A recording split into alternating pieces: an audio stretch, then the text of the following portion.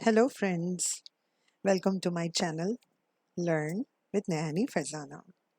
उम्मीद है आप सब लोग खैरियत से होंगे और आपके स्कूल्स के असेसमेंट भी होने वाले होंगे।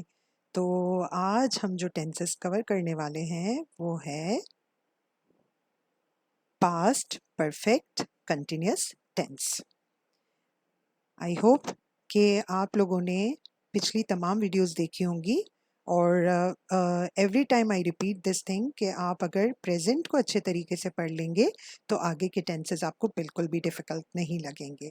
So today past perfect continuous फिर से तीन चीज़ें एक साथ है, बट नो वरीज, हम देखते हैं कि हम कैसे इसको करेंगे। Let's start. तो सबसे पहले every time I tell you कि टेंसेस के जो यूजेस होते हैं वो सबसे ज़्यादा इम्पॉर्टेंट है। बच्चे गलतियां ही यहीं पर ही कर रहे होते हैं कि वो टेंसेस का प्रॉपर यूज़ नहीं कर पाते। तो हमने देखना है कि पास्ट परफेक्ट कंटिन्यूअस कैसे यूज़ होगा। सबसे पहले to show a past action that has been interrupt, यानी आप सबसे पहले अगर आप अपनी कोई राइटिंग कर रहे हैं, कोई ऐसे लिख रहे हैं, कोई क्रिएटिव राइटिंग कर रहे हैं, तो आपने अगर शो करना हो कि कोई एक्शन पास्ट में हुआ है और वो किसी भी वजह से इंटरप्टेड हुआ है, रुका है, तो हम वहाँ पर ये वाला टेंस यूज़ करेंगे। Second, to show a habitual action that no no longer occurs, यानी ऐसा कोई आपका हैबिचुअल एक्शन हो जो आप पास्ट में करते रहे हो लेकिन अब नहीं कर रहे हैं for any reason. You can also use it to emphasize the duration of time an action took or to set the background for a story. आपको अगर किसी टाइम का पास्ट में जो भी टाइम आप अपनी स्टोरी में शो कर रहे हैं, आपको टाइम को ड्यूरेशन को एम्फसाइज करना है। एम्फसाइज का मतलब है कि आपको उस बात के ऊपर जोर देना है, तो फिर आप उस एक्शन के लिए past perfect continuous tense use करेंगे। हो गए ना कंफ्यूज? चलें एग्जाम्पल लेंगे ना तो आपकी सारी कंफ्यूजन दूर हो जाएगी। Let's take some examples. The boys had been playing football for an hour when it started to rain. अब देखें, लड़का खेल रहा था फुटबॉल 1 घंटे तक और फिर इसके बाद अचानक से रेन स्टार्ट हो गई। तो क्या हुआ? इंटरप्शन हो गई ना, बीच में उसका काम रुक गया। वो तो खेल रहा था, 1 घंटे से खेल रहा था, लेकिन रेन स्टार्ट होने की वजह से उसका खेल बंद हो गया। ठीक है। हाँ, साथ साथ आपको ये भी बता दूं कि इसकी ट्रांसलेशन एंड करेगी रहा था, रही थी, यानी कर रहा था, कर रही थी, या कर रहे थे। ठीक है। तो हमने क्या करना है कि टाइम ड्यूरेशन को मेंशन करना है। मैं अभी आपको और समझाती हूँ। देखें, सेकंड एग्जांपल लें। She had been learning history for 2 months। वो हिस्ट्री लर्न करती रही थी 2 महीने तक, लेकिन अब नहीं कर रही है। हो सकता है वो दोबारा करे। ठीक है। तो फॉर एग्जाम्पल अगर आपने देखा कि कोई स्टूडेंट पढ़ रहा था और 1 घंटे से पढ़ रहा था, लेकिन अब वो उसको भूख लगी, वो खाना खाने चला गया, तो हो सकता है कि वो अपना ये एक्शन दोबारा स्टार्ट कर ले, लेकिन वो 1 घंटे से ये काम कर रहा था। इंटरप्शन किसकी वजह से हुई? उसकी भूख की वजह से, या हो सकता है उसको किसी ने बुला लिया हो।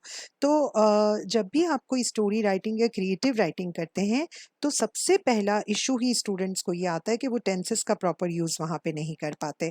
तो please try to understand this example और इसको ज़रूर आप अप्लाई करके देखें। ठीक है। नेक्स्ट हम लोग मूव करेंगे।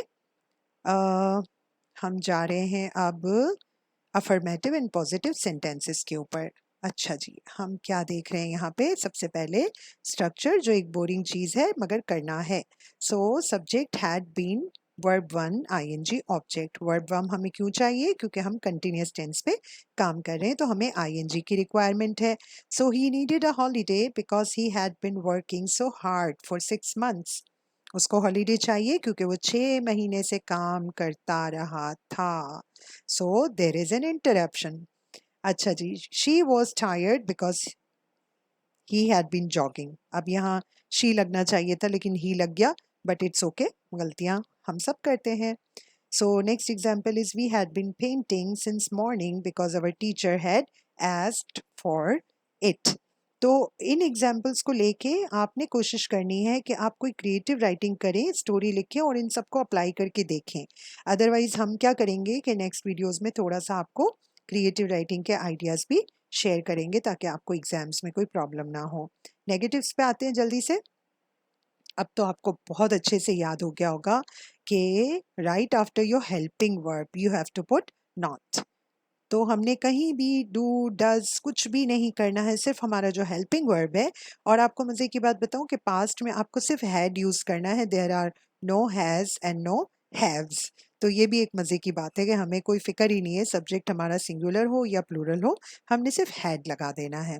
सो she had not been studying for exams. आपने देखा हैड के बाद फॉरन नॉट लग गया। बिन आपने पहले नहीं लगाना है, नॉट के बाद लगाना है। They had not been dancing in the party. वो पार्टी में डांस नहीं कर रहे थे। My father had not been asking me to go with him. मेरे फादर मुझसे अपने साथ ले जाने के लिए नहीं पूछ रहे थे। So let's jump to the interrogative पे आ गए हम लोग, यानी सवालिया जुमलों पे आ गए। तो हैड जाहिर है कि हेल्पिंग वर्ब सबसे पहले आ जाएगा। जी जी, आपको रट चुकी है ये चीजें, I no.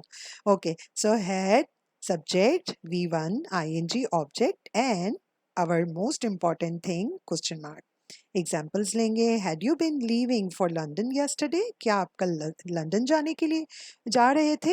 Had she been cleaning house when her husband came home? क्या वो घर साफ करती रही थी जब उसके हस्बैंड घर आए? Had it been raining for 2 hours? क्या 2 घंटे तक बारिश होती रही थी? तो ये हो गए आपके इंट्रोगेटिव सेंटेंसेस। और जल्दी से आ गया हमारा छोटा सा क्यूट सा इजी पीजी असेसमेंट। जी जनाब, इट्स वेरी इजी। अब आप असेसमेंट को फौरन ही अटेम्प्ट करेंगे और जी चीटिंग नहीं करनी है क्योंकि आंसर की मुझे देनी पड़ती है। So you can tell your answers. Okay, so here is the answer key. Yes, okay, so there are the answers. अब आप जल्दी से इन सारे आंसर्स को चेक करें और टैली करें कि आपने कितनी मिस्टेक्स की। नो मैटर अगर आप मिस्टेक्स कर रहे हैं, अगली दफ़ा परफेक्ट हो जाएंगे। Thanks for watching my videos. अगर आपने मेरी पुरानी वीडियोस नहीं देखी है तो जल्दी से देख डालें और टेंसेस की अच्छी तरह से प्रैक्टिस कर डालें। सी यू सून।